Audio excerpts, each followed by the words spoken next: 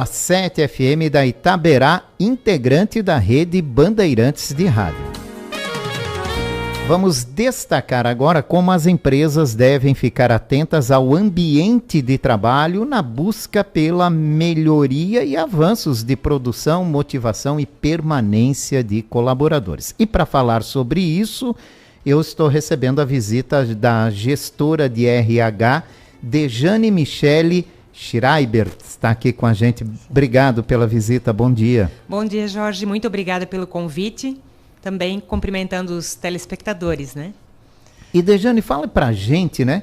Como é que as empresas hoje, né, estão atentas a essa situação e como vocês do RH orientam as empresas, né, para esse lado, né, para ficar atento aí à necessidade, se a gente pode falar de humanização, né, no ambiente de trabalho. Sim. O ambiente de trabalho, ele não engloba só o ambiente em si também, né? É a questão de comportamentos. Então, o ambiente, a arquitetura em si, traz um bem-estar, né? Porque o bem-estar que a empresa precisa promover não é só a questão do trabalho em si, mas também o bem-estar psicológico, né? O bem-estar social das pessoas. E o ambiente contribui muito, você ter um ambiente agradável, um lugar para tomar um cafezinho, para conversar, salas de reuniões agradáveis, né? Como a gente fez lá na UFSPam. Nós fizemos uma reforma em algumas salas, promovemos uma copa onde as pessoas podem se encontrar, bater um papo descontraído, né, entre o trabalho. Isso promove um ambiente muito agradável, onde as pessoas também conseguem ser mais criativas, buscar a solução de problemas de outra forma, né, não só sentado lá na frente do computador, né. Exato. E esse olhar é necessário ter hoje em dia? Muito necessário. E além do ambiente físico, tem um ambiente da cultura também. Porque a empresa, a base de uma empresa é a sua cultura. E isso a gente precisa promover de uma forma assim, muito importante, porque ela é que vai gerir todas as ações da empresa, através da cultura. A cultura são as atitudes que as pessoas têm dentro da empresa. E isso também forma um ambiente agradável ou não de se trabalhar. Então, hoje as empresas têm que estar de olho não apenas na produção de seus funcionários, mas no comportamento, no lazer, em tudo, para que eles estejam se sentindo bem, digamos assim, e acima de tudo motivados, né? Isso, promover ações, né, de bem-estar, que tragam, falando da saúde do colaborador, principalmente a saúde mental, né, que após a pandemia foi um assunto assim que ainda está muito em alta e cada vez mais, né? Porque as pessoas estão buscando estar mais na natureza, mas muitas não, muitas estão lá só na frente do celular, no TikTok, né? E a gente acaba vendo que isso está prejudicando bastante a concentração das pessoas, a parte cognitiva, né? Então, a empresa ela também tem uma função muito importante educacional. Muitos empresários reclamam, né, da falta de permanência de trabalhadores, né? Um rodízio muito intenso em alguns setores, né? E essas medidas podem ajudar a diminuir essa entrada e saída de funcionários, principalmente, né? Esse rodízio que em algumas empresas tornou-se comum? Com certeza, que é o que a gente fala de engajamento, né? Tem um instituto de pesquisa, Gallup, que fala que aumentou muito o engajamento das pessoas, em 23%. Era 11%, em 2023 aparece como 23%, mas ainda é pouco, né? Você ter só 23% dos seus colaboradores engajados. Então, lá na UFSPam, a gente promove várias ações de endomarketing. Então, entra muito forte o endomarketing, que é promover a empresa para os seus próprios colaboradores, através de ações, datas comemorativas, desenvolvimento das pessoas, que é muito importante, né? Promover treinamentos, e não só treinamentos, a empresa se mostrar que está preocupada com o colaborador, na parte da segurança do trabalho, por exemplo, que nós lá no UFSPam temos muito forte isso, vem desde o fundador já da empresa, né? Essa preocupação com as pessoas, com a vida das pessoas em primeiro lugar. Então, isso traz toda uma cultura assim, de promoção realmente dessa parte, né, do bem-estar das pessoas. O gado ainda só engorda com o olho do dono ou já mudou esse conceito? A UFSPam não é uma empresa familiar, né? O diretor nosso hoje, o Cledson, ele é contratado pela empresa, né? O dono da empresa, ele vem pouco aqui para Blumenau, mas claro, ele está sempre acompanhando os números, né? Mas não sei se essa frase ainda se essa frase ainda é assim algo que a gente pode usar, né? Mas se você tem boas pessoas trazendo a cultura da empresa, realmente como é lá do fundador, eu acredito que a empresa pode sim ter uma boa continuidade. Tá certo, né? E as coisas vão mudando, né? Antigamente era... Sim. A gente fazia uma ficha na empresa, aguardava, né? A gente até estava conversando aqui, tinha fila quando se abria uma vaga. E hoje é o contrário, as empresas buscam trabalhadores e acabam encontrando dificuldades para preencher o quadro de vagas. Hein? Isso mesmo. Eu trabalhei em grandes empresas onde se dava senha para as pessoas fazerem ficha, porque não era possível atender todas as pessoas em um dia. E hoje é o contrário. Hoje as empresas estão buscando as pessoas. Porque hoje existem muitas alternativas de trabalho, né? O empreendedorismo também cresceu muito. Pós-pandemia, muitas pessoas decidiram ter negócios próprios, né? O Uber também. Tem várias situações em que a pessoa pode trabalhar em casa, fazer doces e tal. Então, as empresas hoje têm que buscar e têm que se vender também para as pessoas, né? Tem que se vender, mostrar que tem um bom ambiente, que vale a pena vir trabalhar naquela empresa, que ela vai se desenvolver, né? Que ela vai ter algo a mais. É isso aí. Então houve uma inversão aí nesse sentido, né? E o RH, ele avançou inverteu de um lado, então tem que inverter do outro também, né? De que forma o RH, os recursos humanos das empresas, né, começaram a se preparar para isso? O RH ele passou a ter um papel muito estratégico nas empresas. E ele tem que estar junto com a direção. Aquele RH que fica lá numa sala e só recebe as demandas, não deve mais existir. Ainda existem algumas empresas, mas não deveria mais existir. Ele tem que estar sentado na mesa de decisão da empresa, porque ele tem muitas informações para trazer, né? E ele tem que estar preparando os gestores e munindo eles também de informações, para que a gente tenha um ambiente saudável, para que a gente possa trazer pessoas para dentro da empresa que também estejam alinhadas aos valores, né, da empresa. Plano de carreira é importante?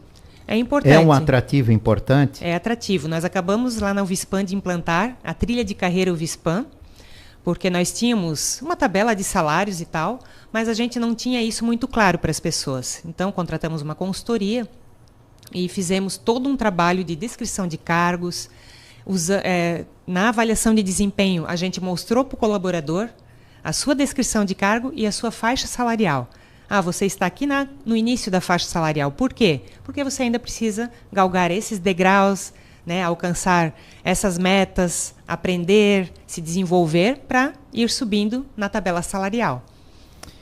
E o trabalhador tem que ter essa consciência, né, de que ele não pode parar. Isso. Não pode acabar se acomodando em uma determinada situação, porque para ele avançar no salário, ele vai ter que avançar no conhecimento também, né? Isso mesmo, porque a carreira é da pessoa, a carreira não é da empresa.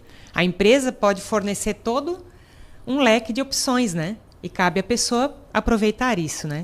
E é importante também à empresa oferecer a oportunidade de avançar no conhecimento também nesse sentido, né? Com certeza. Bom, falamos de empresa, agora falando de trabalhadores, né? O que as empresas buscam num funcionário hoje? Mais forte, Jorge, que eu vejo é a parte da adequação à cultura da empresa. Será que essa pessoa tem os mesmos valores que a empresa tem? Né? Por exemplo, na UVISPAN, a gente fala muito sobre os valores e a gente pratica esses valores. Então, o respeito às pessoas e ao meio ambiente é um deles. O comprometimento, né? A parte se a pessoa realmente está buscando conhecimento, está se desenvolvendo. Isso é muito importante para nós. O trabalho em equipe. Então, a gente avalia isso. A pessoa ela tem um objetivo de vida, né? Ela vem para a entrevista, ela sabe o que ela quer, o que é que ela busca para o futuro dela. Porque tem pessoas que às vezes não sabem nem falar o que elas almejam para a vida delas. Então, fica complicado, né? É verdade. E quais são as principais dificuldades, né, que as empresas encontram? Olha, hoje mudou muito, né? As pessoas, às vezes, são chamadas para entrevista, não vêm na entrevista, não dão satisfação, que não vão vir. São entrevistadas, passam pelo processo seletivo, às vezes no primeiro dia de trabalho não vêm. Então, esse é um grande desafio. O primeiro desafio... Comprometimento zero, né? O primeiro desafio é esse, o comprometimento. Ali a gente já vê se a pessoa realmente vai se adaptar a nós ou não, né? Sem dar nenhuma satisfação, o que é pior, né? Agora é complicado isso, né? Há muitas reclamações de empresários nesse sentido também, né? De buscar, mesmo os que já estão empregados, né? De conseguir buscar esse comprometimento com a empresa, né? Sim. Lá na UFSPam a gente procura fazer bastante ações porque a pessoa ela quer se sentir pertencer, né? Isso é algo do ser humano. Então ela quer pertencer à empresa e quer saber o que ela está fazendo, o porquê, qual o objetivo daquilo. Então você precisa, de alguma forma, comunicar isso para as pessoas, né? Então nós buscamos promover bastante desenvolvimento e participação dos funcionários. Temos um programa que é o Tinge uma Ideia, onde as pessoas podem dar ideias de melhorias dentro da empresa, em vários aspectos, técnicos até, e também o Despertar para a Inovação, que participam várias pessoas de vários setores, profissionais de multiconhecimentos, né? Em que estão trabalhando em alguns projetos de inovação dentro da empresa. Então, isso faz com que as pessoas se sintam pertencendo, se sintam sendo desenvolvidas, se sintam importantes. Isso promove o engajamento. E o sucesso de uma empresa com seus colaboradores é justamente isso, né? Tentar envolver as pessoas em todos os processos, né? Para elas se sentirem parte daquilo, né? Com certeza. Não apenas alguém que trabalha para enriquecer o dono. Isso, com como certeza. Às vezes é comum, né? Eu lembro muito daquele filme do Charles Chaplin, né? Tempos Modernos, Sim. onde só fica apertando um parafuso, né? Isso não existe mais. As pessoas querem saber por que elas estão ali, o que elas, né? Qual é o objetivo do que ela está fazendo, né? Certo. Dejane, currículo ainda tem um peso importante na hora de selecionar os funcionários? Ontem eu ainda estava vendo um vídeo falando sobre uma empresa que estava selecionando pessoas só de uma certa universidade, né? Falando da parte de discriminação até, porque era uma faculdade particular com mensalidades caríssimas, né? Eu nunca olhei esse tipo de coisa, eu como pessoa de RH, nunca achei isso importante. O que é mais importante realmente são os valores da empresa, da pessoa, né? Aquilo que ela realmente pratica na sua vida, o que é importante para ela, e não o currículo em si. Claro que alguns conhecimentos são importantes. Algumas formalidades, como ter um curso superior para certas áreas, ainda é fundamental, né? A escolaridade da pessoa, né? Em certas funções. Mas não um curso em si ou certas experiências, né? Às vezes vão fazer a diferença, às vezes não. Depende muito da função. Como é que um candidato deve se apresentar, hein? O que as empresas, né, quando vão buscar a pré-seleção, porque depois tem toda a parte da entrevista, todo o selecionamento. Mas para que chame a atenção num primeiro momento, né? O que você indicaria para quem está em busca de um emprego? Ter um currículo bem feito, mas resumido, não de 5 páginas, não se usa mais, é uma página só, né? Uma folha só. E o que é importante constar no currículo? Ter o seu objetivo, escolaridade e as suas experiências. Em ordem cronológica, né? A última experiência primeiro, que muitas pessoas ainda confundem, colocam lá desde o primeiro emprego, né? E a última experiência tem que estar por primeiro, na verdade. Estar atento também ao WhatsApp. Hoje em dia as pessoas só respondem pelo WhatsApp, quando a gente chama para entrevista, né? E responder, né, as mensagens, né? Isso já é um primeiro passo, assim, um avanço, porque hoje em dia as pessoas às vezes nem respondem, se candidatam e depois não respondem ou não comparecem à entrevista, né? Como a gente já falou, né? Então, um currículo bem feito, bem desenhado, né, com as informações corretas, podem já dar o primeiro passo aí para a pessoa ser chamada numa vaga de emprego. Isso é importante. E as empresas, né, conseguirem fazer com que os seus colaboradores se sintam parte delas para ter permanência ali no local e um desenvolvimento melhor. Um ambiente familiar, como se diz, né, humanizado.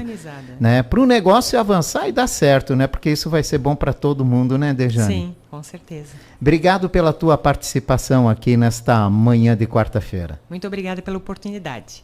Eu conversei com Dejane Michele Schreiber, gestora de RH. Destacamos aqui como as empresas devem ficar atentas ao ambiente de trabalho.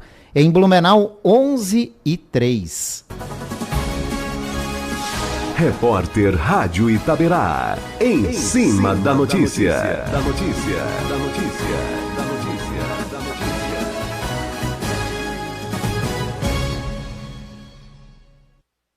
O Ministério da Saúde anunciou nesta terça-feira que vai destinar R$ 150 milhões para apoiar o desenvolvimento